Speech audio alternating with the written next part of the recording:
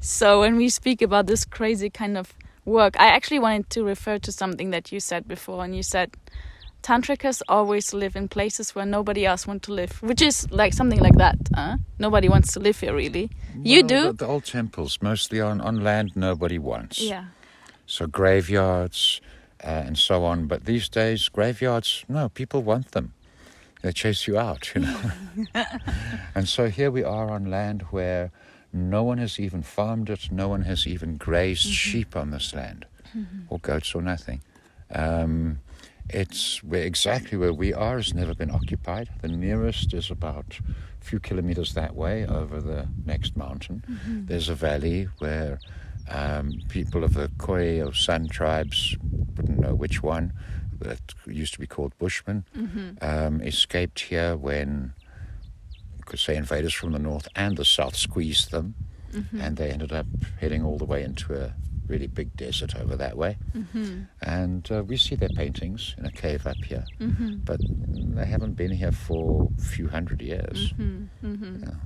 And why do you think? What does that saying mean? Tantricas live where nobody wants to live. Why? No, it's just the archetype, the shape of it. It's not so much they live, it's where they work or where their temple is and so on. Saraha, one of the great masters, started a tent village.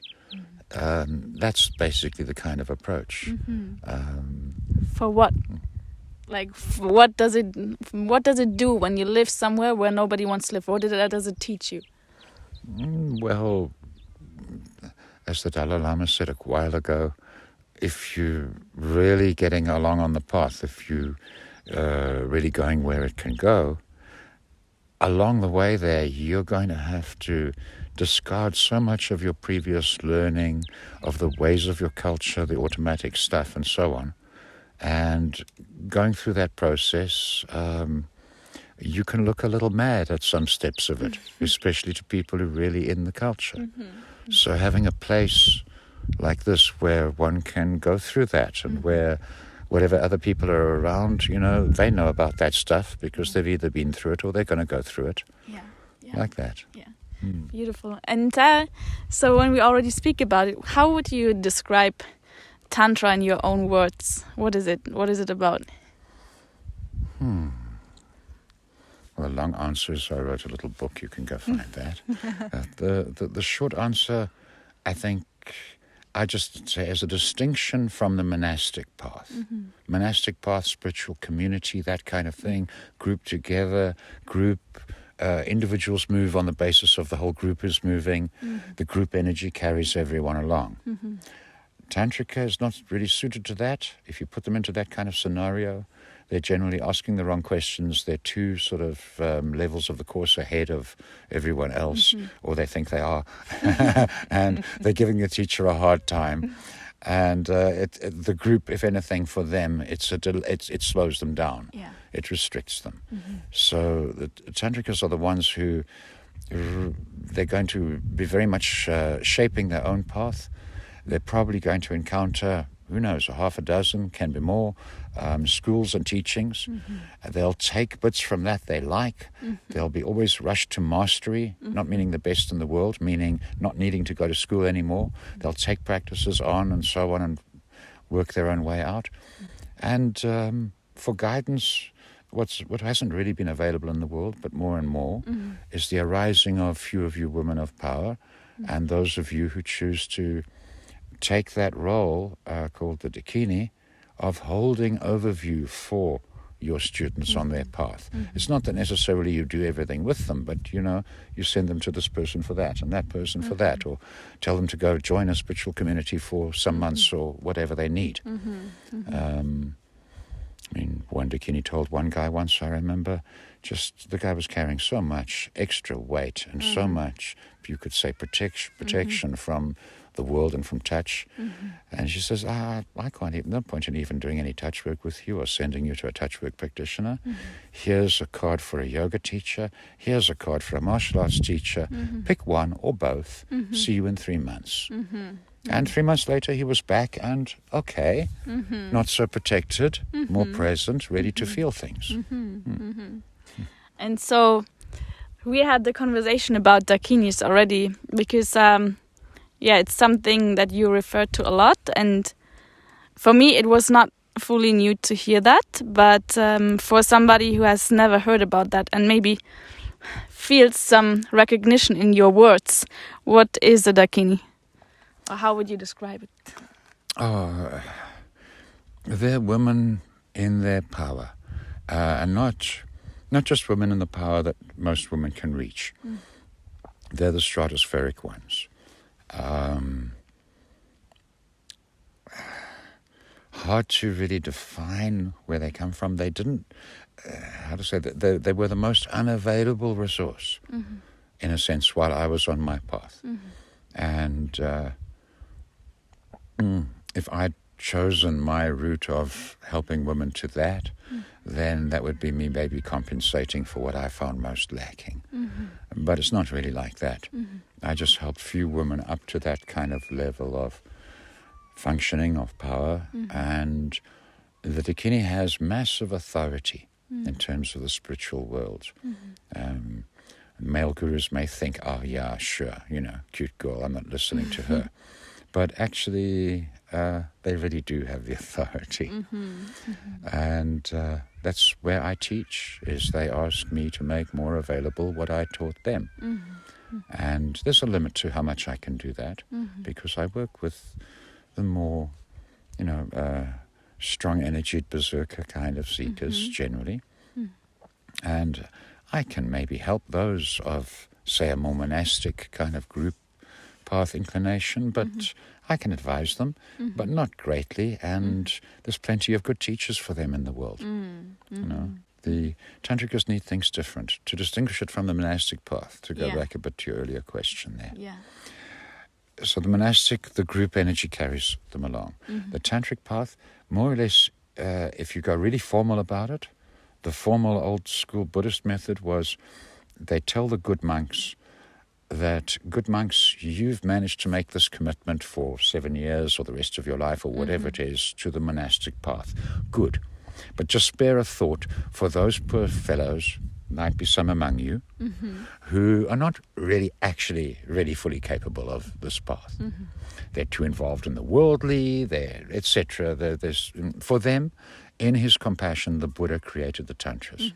So it's presented to them as a demotion. Because if they presented it as what it is, a faster path, more intense, more rapid, harder consequences of failure, but rapid possibilities of great success, every monk worth anything would have to try it, and they would get broken. So they present it to them as a demotion. And then if a monk happens to be that one that asks, questions 3 books ahead of where we're learning and that sort of stuff, they kick him out to the Tantricas. And now what he loses, and this is just in the archetype, in the shape of life, a Tantrika loses these things of spiritual community. The Buddhists classically have the Buddha, in other words, the icon, the objective, the spiritual high point of the Buddha, the Dharma, his teachings about what is about the world, but his teachings, and the Sangha, the commune. So when they kick one out, it's, okay, so what about the Buddha? I still love the Buddha. No, sorry, you can't anymore. He's not for you. So who's my icon? What's my divinity? Well, I tell you what, even though you're a Buddhist, guess what? You get an old Hindu deity, goddess, probably a fierce aspect one. Kali, Tara, etc. You get one of those. That if you want an icon, if you want something to regard as your spiritual aim, well, Goddess of Chaos will do fine. And then, okay, so I can at least keep my copy of the Dhammapada, and I've got the Buddha's wise words. Nope, take it away from you, not for you. So then what's my guidance? What's my teaching? Okay, the guidance is live teacher. When you need random teachers and learning from spiritual communities, but when your path really gets going, you're going to need someone to hold overview, someone to guide you a little bit, and you've got to find your live teacher. Okay, where are they? Finding them is a whole search. You've got to go look in all the wrong places. You've got to learn discernment. And then when you've got discernment, then you go maybe looking where you're really going to find something. And that's the dance of it. Okay, now what about the commune? no, not welcome at a Buddhist monastery anymore. You can't knock on the door. We won't give you a bed. You piss off. So what's my commune? Your commune's the world. Yeah. Make a living, find a way to do what you have to do, to be there in the culture, accommodate, feed yourself, and so on. And that's what the Tantric gets instead of, the Buddha, the Dhamma, the Sangha. So it's a harsh deal. It is. That's not an everyone kind of thing. And it's got, you could say, slightly harsh consequences. And methods tend to be chosen for speed, not for comfort. Yeah. Yeah. And when we go deeper into that, because I think that's really interesting, because Tantra is a word that somehow attracts so many people based on their idea of what it is. But why is it really important to know that it's really not for everybody, and why is it not for everybody? Well, it all depends on what and what's called what. I mean, for some guys, just to get over basic sexual repression, find a little bit of naturalness, going to someone who calls themselves a tantric practitioner but maybe has nothing that we would call Tantra, but, like crossover sex work, happy ending massage kind of stuff, something like that. There's still more presence, more awareness, more consciousness to that than the average sexual encounter. Yeah. Going to such a practitioner can be useful for someone on their path. I mean, one little saying around the school is everybody starts Tantra for all the wrong reasons. Some women want to be great seductresses. Some guys want to be great fuck monsters. Tough women, Yeah, and there's the start. Yeah. But of course the path has that which it teaches. It'll teach you, or you will find yourself not to be able to maintain it. Yeah, yeah. So for whom is that maybe something to just go a little bit into, but what is when we speak about dangerous, because also here there are a lot of things about Tantra is dangerous at some point, like what is really dangerous about it, or what do we see as maybe too confronting for some to sustain in their life, to keep that tantric idea up instead of losing themselves in the confrontation? The danger, the first major one is Tantra is classically called like the in one lifetime path. Yeah. As in, if you are insistent that you want the big answers and know the truth of love and know what really is the story about God and, how does actually existence work and that sort of stuff. If you've got those kind of questions and you're insistent on them, this lifetime or bust, baby, that's the tantric attitude. Yeah. It's not about improvement. It's not about becoming better or a nicer person. It's about, you could say, in terms of the analogy of, say, Mount Spiritual, it's about getting to that damn pinnacle. Yeah. One way, no matter what, as insistently as possible. Yeah. One area of danger is if someone whose inclination is not really even the spiritual, it's about go-getting and it's about having a better sex life and that kind of thing. Not too dangerous. A lot of the things called Tantra in the world or that people would associate with, in fact, some of the better things out there, they very deliberately avoid the word Tantra. But such a person encountering real Tantra, there's a high danger that their ego will run with things once they've got a bit of power, and it probably won't go very well. Yeah. You see a lot of Me Tooing around the world and that kind of stuff going on. Yeah. It comes from that sort of stuff sometimes. Yeah. And I think that's also a beautiful thing to just go into. Why does one claim more power during the tantric path? Like, what is that about? How can one gain power through Tantra, and then you can either use it in a helpful way or in a less helpful way, without saying that not both sides are needed, but how does one gain power through that path? It's not hard and the bar's not high. If you consider the general state of, say, sexuality in the general population among most people, it's repressed as crazy. And it's the only area in life when nobody knows what they're doing. Yeah. You know, any other area in life, when someone wants to learn something, they learn from someone more experienced than them. You know, they find a mentor and they get lessons, or even a teacher in the short term.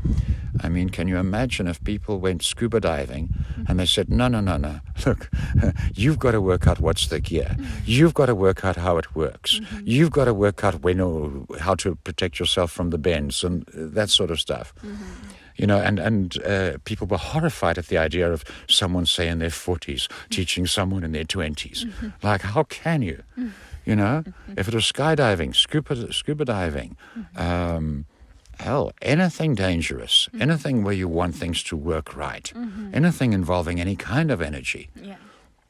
And because the background culture has that weirdness going, if you come into some awareness, some presence, you develop you get just in touch with the naturalness of your sexuality. Yeah. Even if you're not even of what we'd call a seeker or devya, even if you're go-getter and you just like more and better and different. Yeah.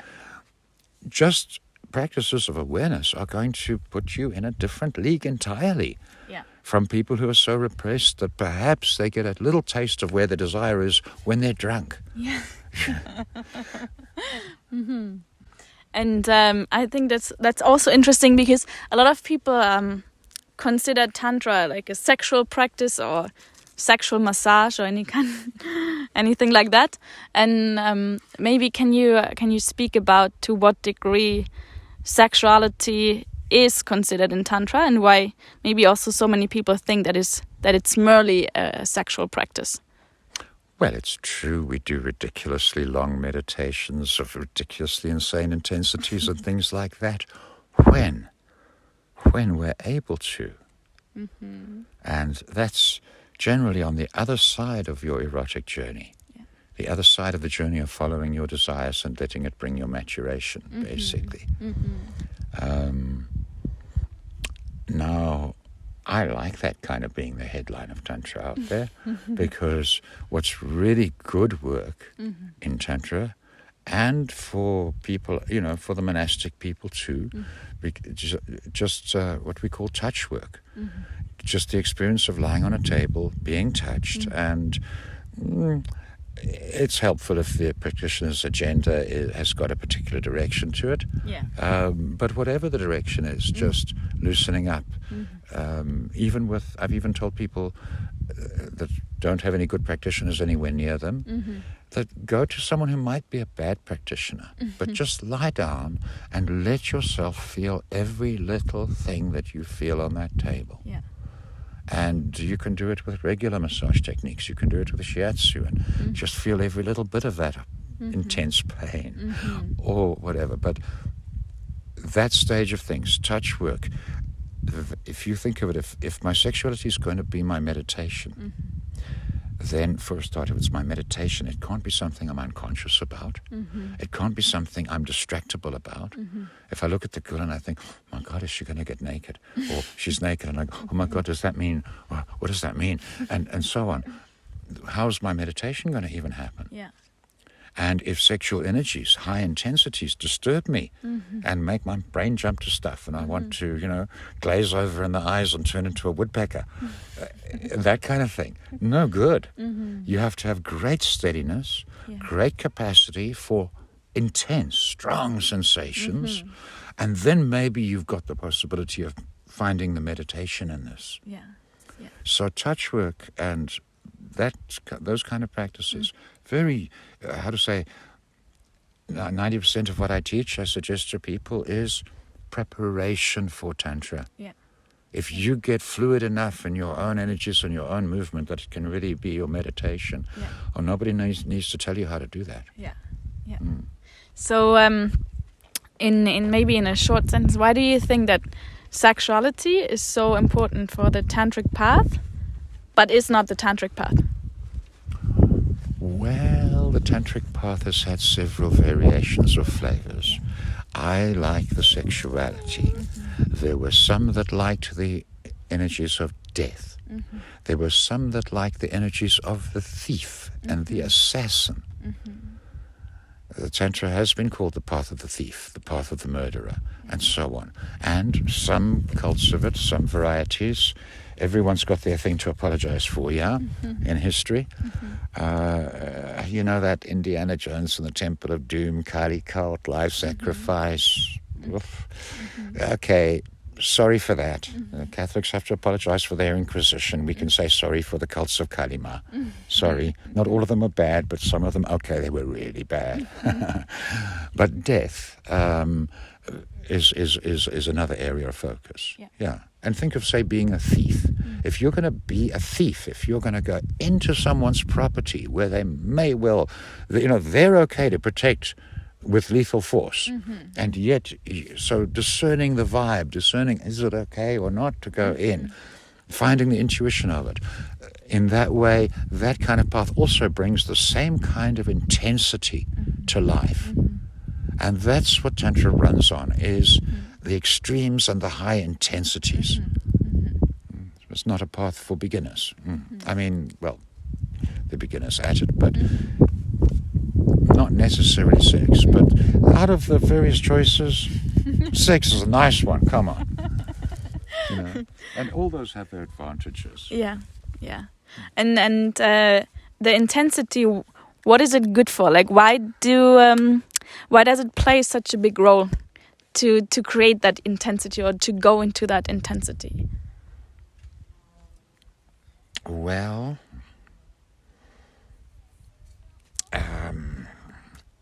as one sort of opens one's or gets over one's automatic levels of resistance of one's energies, they flow more. The pace picks up. There's several archetypal kind of points on the journey. A lot of people really abuse these terms and words like Kundalini. The Kundalini awakening is the point at which, so everyone starts out to say it's like a blocked pipe. And then practitioner applies what you could call massive pressure. And some flow gets forced through. And that's such a delight. And that's the stuff of life. And that probably brings the person back. And then they, in various ways, those blockages get cleared. And they flow more. And then they feel really clear. But around about the time they think they're doing really well, as if you're clearing blockages from a pipe, and round about the point you're clearing it really well, guess what's going to happen? The flow in that pipe is going to pick up so fast. It's not a few dribbles coming through now, it's going to be a torrent.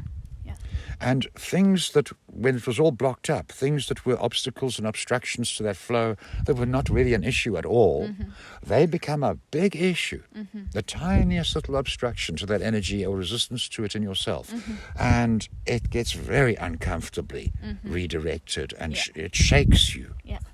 And much as if you really apply pressure and open up on a piping system, whatever imperfections may be there in the pipe, they're going to make it vibrate, resonate. It's going to shake.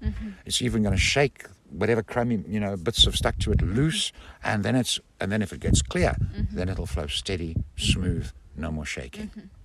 And that stage of the shaking is what is called the arising of the energy of Kundalini. What most practitioners of these kind of arts in the world, when they get all excited about their dear client shaking and Kundalini, it's more what we call the beginner shakes. Just that thing of, you've got your oppression, you've got your nervousness, now it gets challenged, and that can make you pretty damn shaky. But it's not quite the same thing. And if you would just say, okay, now we have different paths that create intensity. Now we know what this intensity is for. So what would you just, if you would explain to somebody out there, what is the goal? Why are we going after intensity? Why are we doing all of this? Like, what is the end goal of that, of somebody who lives that? Well, let's look at the old other parts. So death. So say a near-death experience. If you Google around about near-death experience, you'll find people who've had that have a lot in common with each other. It's a very particular experience. Teaches great lessons. I should know I've had a few. But same with sexual energy. I mean, many books, many people have described, that one time in their life when somehow just all their reserve wasn't there. And they were absolutely feeling the fullness of what was happening in the sex. And oh my, it opened up the heavens. They'll have various descriptions of flash in the darkness, illuminating the territory, satori, that kind of thing. So we use those energies to get there. Also, just in terms of turning up the taps on the human energy, which is a thing people don't really know a lot about, because like I say, when people start with this work, they're very blocked. It's like forcing through stuff.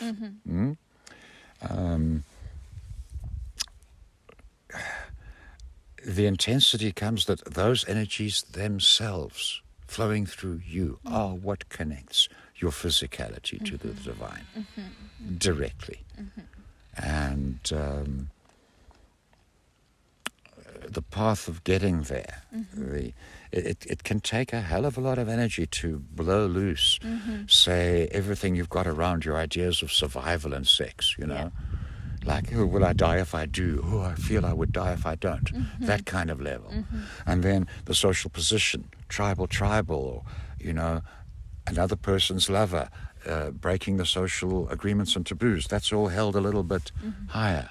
And if you can't step through that and accept what's the energy, the other side of that restriction. And then what most people wouldn't even call a restriction, they'd call it a height of attainment, would be your aesthetic. That now making love with someone isn't about survival, it's not about social position, it's about, it looks so good. Oh, it would just be so right. It's an aesthetic call. But also it would look wrong. And so there's a restriction. So even beyond that restriction. And to get there, how to say, pipes clear better when you turn the pressure way up. Basically. Yeah. No. And so if maybe that's an interesting question as well, is when two people come together and one is on that path and there's really like these questions are just like the thing in the life, it's the main thing, and you want to find the answers. So what is needed for a person who is in a relationship or maybe wants to be in a relationship, to what does the other person, or what has the other person has to be aware of when entering a relationship with a person who's just after that depth or that truth? Huh? You mean husband? So someone's having a relationship with a tantric person, or hopefully two tantric people are having some relating. It can look outwardly. I mean, the basic parts within this, you could say, within the sexuality flavors of Tantra are path of the celibate, which does not mean no sex. That's not chastity. It's celibacy. Celibacy means not married. Yeah. And there's the path of the individual going forth and just not allowing ownership. Yeah. Can get as intimate as you like, can get deep with someone, and there's no ownership. Yeah. Then there's the path of the householder. It can look outwardly very much like regular marriage. It's a torture to the extent that you think it is regular marriage and you try and relate to it in the symbols and stuff of regular marriage. It's going to be rough. And that's the one that Tantricas tend to do. Basic difference between those two, they look very similar. Two people live together, make a household. But the basic rule of the normal relationship and what, in our culture, marriage and so on, is, let's say if we're doing this, then I learn all the things that trigger and upset you, and you learn all the things that trigger and upset me.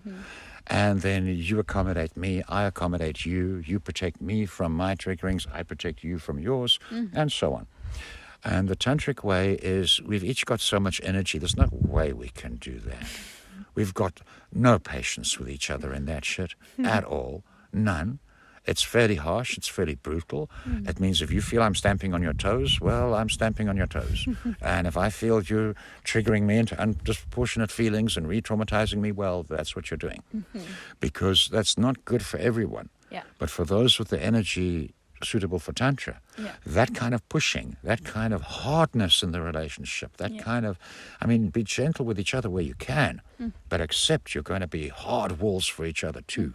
It's like a crucible. You're heating it up and you're burning off all the imperfections.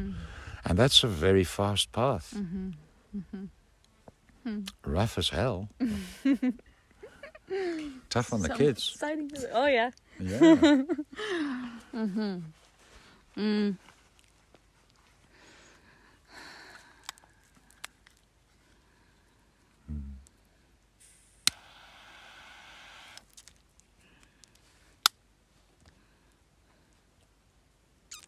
And you also said that, I think that's what you said last time when I was here, that there are different stages of, like when somebody decides to go that path and you first, really watch your Eros. That's the new word I've learned, Eros, right? So which I would call desires, or like desires that are there. And so I think for somebody who doesn't know anything about it, it's about, okay, I'm going to follow my desires fully no matter what, or I go fully into them in a safe space to see where it leads me, where there's energy, where there's repression or like a strong pull, and is the end goal of that, in your words, to be completely free of the energies that pull us or push us away, something like that?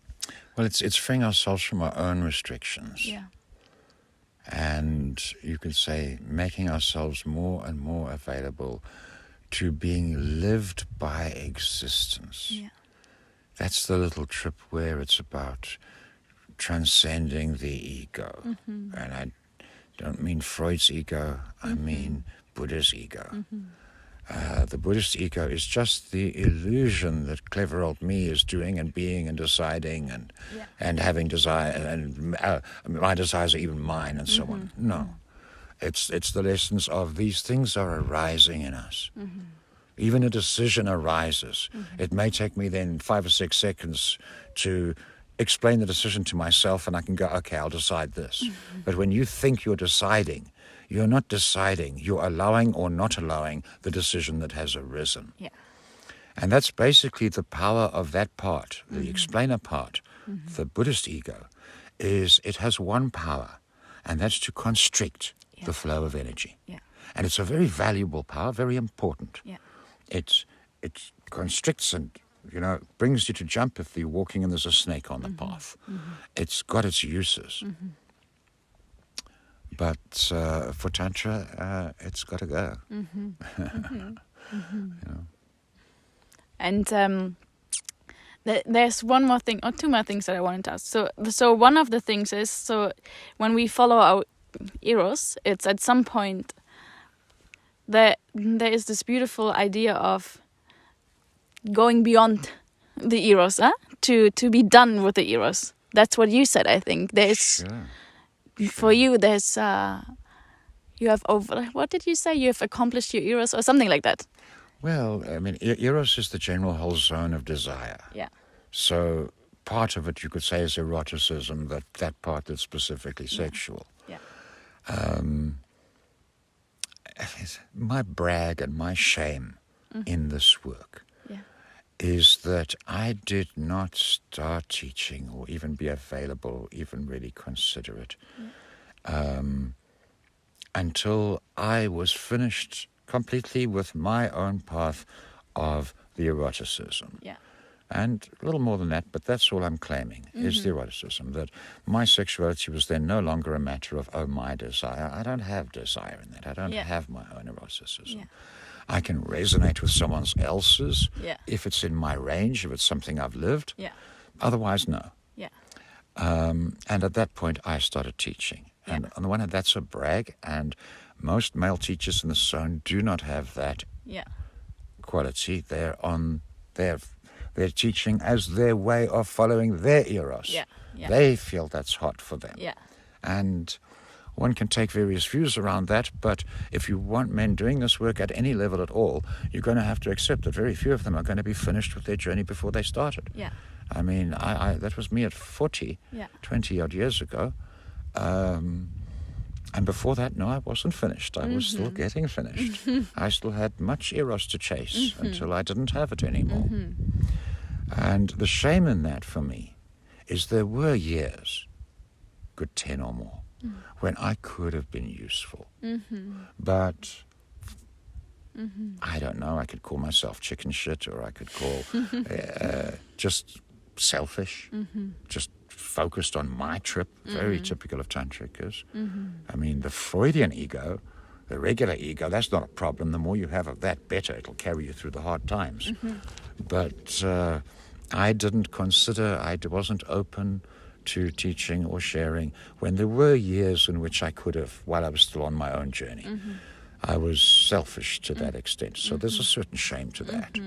But that's a tricky area, yeah. And why do you think you waited until then? Like, yeah, what's the reason for that?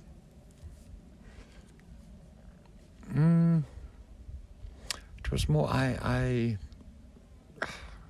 to just gloss over it quickly, kind of completed my path. Yeah. And in such a thing, there is, or can be, a feeling or some context of what one could call contract. People talk about their spiritual contract or whatever. And for me, in that, there was very much, I suppose, in a way, a willingness from me to what can I give? And there was a feeling of request, was support a few women to their power.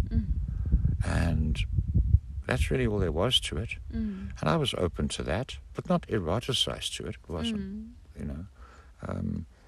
But pretty soon after that, you know, they just came along. I could see who they were. And there they were. They were kind of on my case. You've got something, I can detect it, I need to learn this, you give it to me now. And that kind of approach, I mean, you know, I loved them very much sweeter and you know, in their approach than that. But so I started teaching those four first ones fairly quickly. And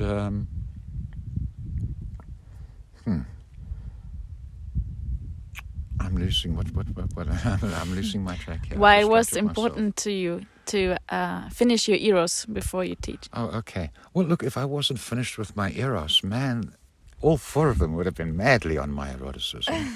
And it would have been all red flame kind of quality love affair stuff. And what a teacher in this work needs to do is let the student have that if they have that. Perfectly good. As one student put it to me, she said, I really want to work with you, but I have a condition. I said, that's now a bit funny. I haven't heard this one before. So what's your condition? The condition is you let me love you as much as you want, as much as I want. Oh, well, okay. You know, her condition. But again, knock me back to my point. I keep on diverting from it. Why you started teaching after your Eros? Maybe there's also not more to speak about, but... Well, for me, the teaching, look, there was that feeling of help those few, okay? Yeah. So then what happened is those few, most of them anyway, I could say maybe all of them, they got up to the power of what one could call a Dakini. Then there's that trouble of they have this thing called the authority. And they know it. They feel it in their bones. They know what they're here for at that level of things. They don't have any questioning. And so they then obviously tell me what to do. And that was the fine print. Just, you know, support three women to their power, great. Then in their power, they're the Dakini, they get to direct you. So I was saying to them after the first 5 years of teaching, I'm so done. I've lived my normal life. I have 5 years, supported you. You're now up and in your power. It's clear. I feel very complete. They're going, don't you dare. You're not complete. We've got sisters. We've got, you know. And I said, yeah, but there's few like you. They say, no. There's women not quite like us that also need some of what you teach or need practitioners that you can teach. And hence everything that has happened in the school since has always at the baseline of it, you know, it's the decision of some women. Doesn't mean I'm their little bitch. They've got to unite. They've got to get together, which is not easy for them in a whole lot of ways. And I can play games or play favorites or whatever. If I feel it will give me some more wiggle room, I've got wiggle room, you know. But yeah, when they unify and they lay down something strong, well, there is no arguing with it. No. There's an old story of ancient Tantra around that one. Back when the big movement of everything was sort of, in a way, leaving India, going to Tibet, that was where it was happening. And the Dakinis were involved, for sure. And, in fact, they were making it all happen. And they were fetching, you know, teachers were being sent to go and fetch old texts and translate them, much the same as we do with India even now, and learn practices and so on.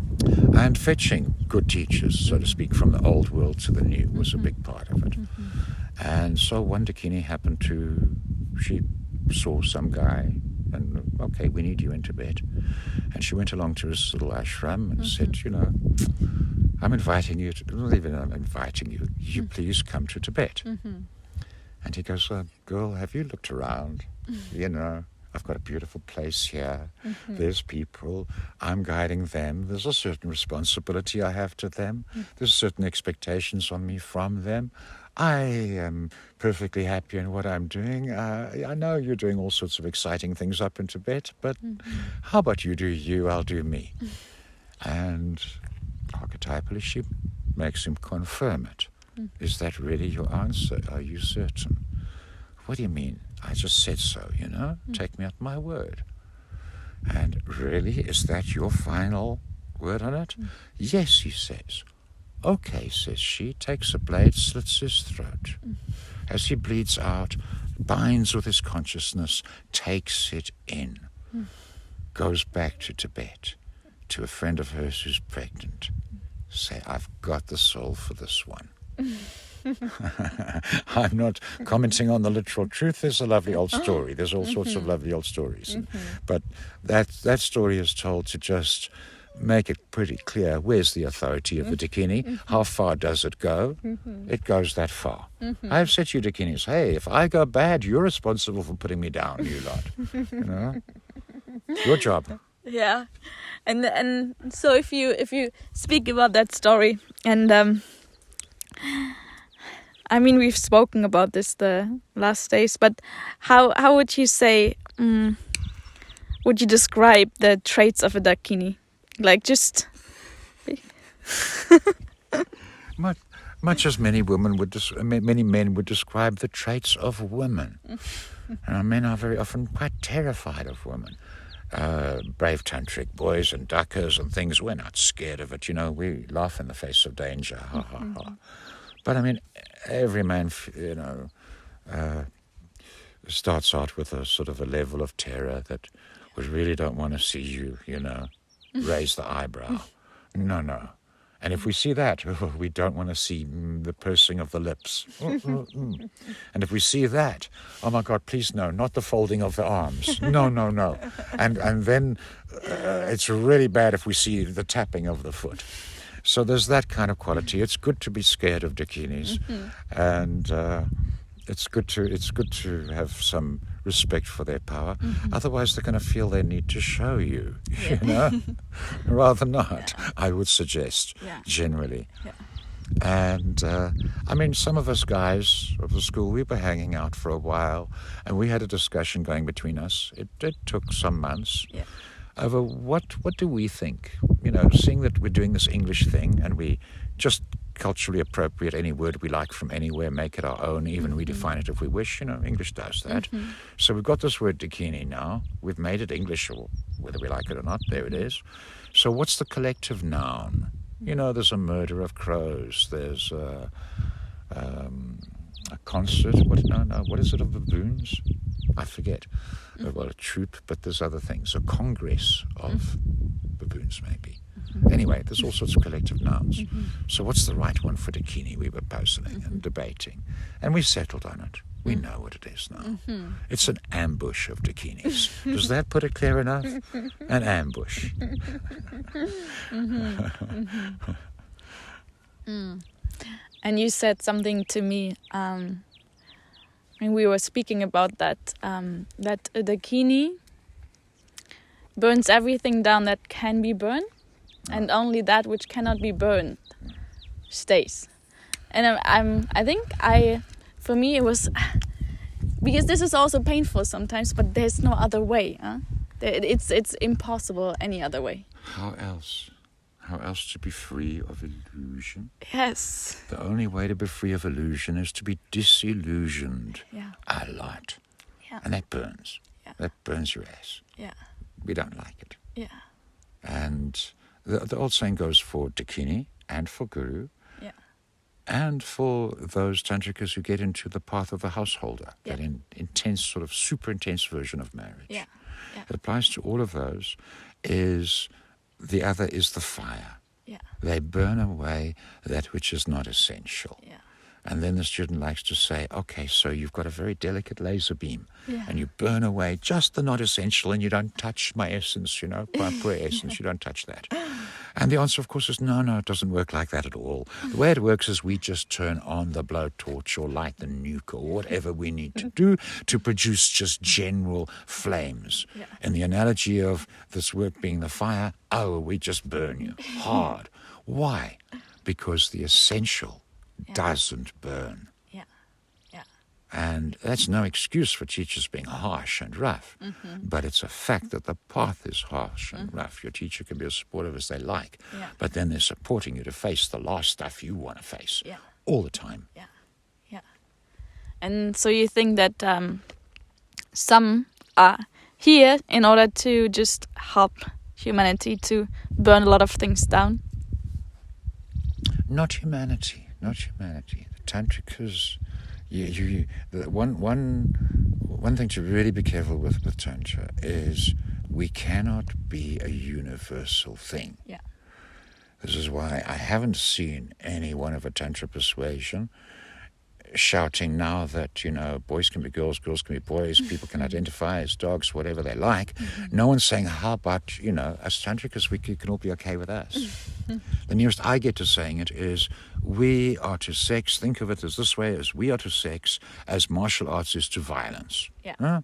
Yeah. Plenty of stuff that's technically illegal happens in a martial arts class. Yeah. Plenty of stuff that's happily not right around the culture's view of sexuality happens in a tantric scenario. Same thing though. Yeah. It's a school. Yeah. And we work with a discipline with this stuff.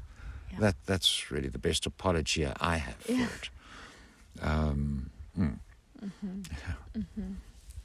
And is there anything else that you think would be useful for anybody to understand all of that which we're talking about? Anything that you think is, just helping those who should understand to understand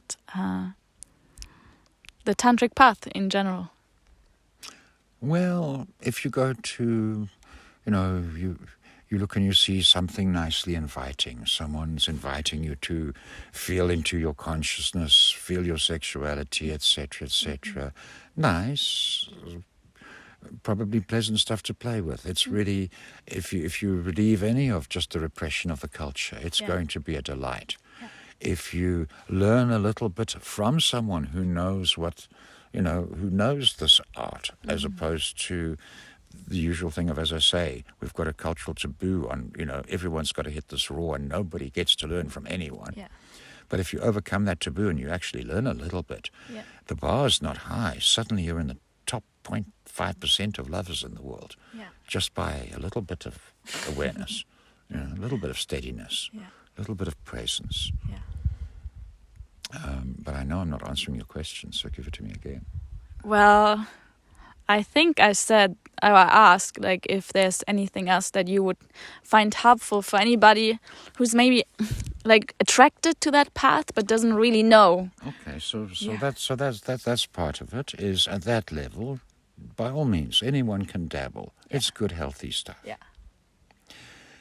If, however, you go to a teacher and you say, I want your lessons, and they say, I don't think you do. And you insist, and they go, I really doubt it. Yeah. And if you push it the third time and they go, well, okay, maybe, but you're not going to like it, then you might have stumbled into Tantra. Yeah. or someone really crazy, or both. I mean, it's a path for the individuated. It's a path for those who take their own self-responsibility for that which they live. Yeah. And that's not an easy thing to be real with. Yeah. Yeah. And as I say, the outskirts, the things related to preparation work for Tantra, going for a body de-armoring group or something, all good, healthy stuff. Yeah. But come up to actual Tantra, take the warnings. Yeah. Take the warnings. Yeah.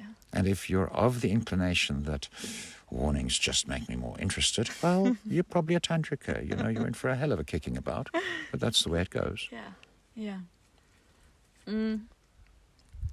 One last thing that just came in was like the difference between maturity and immaturity in our society at the moment. How would you, because you said also that, for example, Dakinis are the ones who in some way matured, like, and maybe that has also something to do with the responsibility that you just talked about and the awareness that everything I do is like my responsibility. And can you say something about how important it is to be aware of the responsibility of maturing during this path?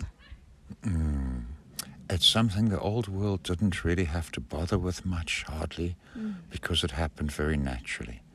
But our levels of just the sexual repression and so on, but even more than that, last 3,000 years, humanity has been hyper-domesticated. Yeah.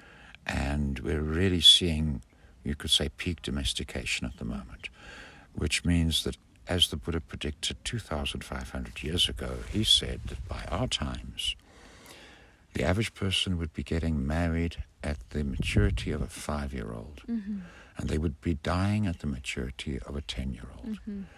So, in short, the maturation process consists in your desire moving you to the triggers, to use that very unpopular word these days, to your desire. Notice your desire always brings about triggering. Using your desires to get the triggering, and the triggering is the triggering of disproportionate feelings in you. And what's disproportionate is the feelings are not about now, they're about my whole past. So, to tell the story, I think best just tell the story simple from a male kind of view. So at 14 years old, 13, 14 or so, young male's hormones are supposed to kick in. He's supposed to feel great desire and go rushing around the world, making inappropriate advance after inappropriate advance to everyone, women, and when he runs out of women, hell's teeth, he'll try the sheep or discuss it with the dog or whatever. And everyone and everything rejects him. Everything. And so he goes home and he feels the disproportionate feelings of this rejection. He feels so much more than just the encounters of the day. He's feeling the rejection of being put in his room at night by his mummy. And he weeps his heart out. And he feels those feelings. He catches up on the buffer of things he put away for later. And one day, even to the point where maybe he gets down to that terrible moment and the feelings of that terrible moment when mommy's boob came out of his mouth, and right down to that. And then at that point, he won't need to be looking for rejection so much. He's caught up, he's finished. Yeah. His desires will lead him to other areas of his childhood, other areas of stuff that is put away for later that he hasn't felt in fullness. And the old world standard was everybody used to get there in 50 years of following their desire. So by 65-ish, 50 years of sex life, 65-ish, that's why we had a reverence for age. Because even an old bricklayer or shepherd that's never had an interest beyond bricklaying or shepherdry, he'd meet you as you are, here in the moment, responsively. They had that quality of living in the moment. Yeah. So age was revered. And that's regular people. And then people who had the energy for the monastic path, which is maybe 2% of humanity, they 22 years of 22 years of following desire, of from when their sexual life starts to being finished. That's how long it took. So by 35, Mm-hmm. they were at that same maturity of the traditional old person. Mm-hmm. And the Tantricas, of course, had a higher bar. Mm-hmm. 7 years. Mm-hmm. Imagine 7 years from your start of your sex life, reaching the point of living in the moment. Nobody does that now. Mm-hmm. People often start working with me in their 40s and so on. But the pace at which they catch up to their natural level of maturity, if their path, if this is really their path, is astounding. And the culture can have the break of, yes, this is a time of great immaturity. There's a whole nother story to that, and it's perfectly good that it is so. Yeah. It's not a thing to really object to. Yeah. But it doesn't let us Tantricas off it. We can't. We can't. We have to mature. We have to finish the buffer of that which was put away for later. Yeah. We have to completely Yeah. finish it, come to the point of living in the moment, Yeah. and then in the moment, then we really have to live. Yeah. That's where all the high energies really come in. Yeah. That's where sexuality can really become your meditation, as opposed to triggering this unfortunate memory about what you glimpsed through the door of your parents doing once, or whatever it is. No. Yeah. Well, I think we're done, eh? I think that's enough for Yeah. today. Yeah. Thank you. Oh, thank you, Isabel.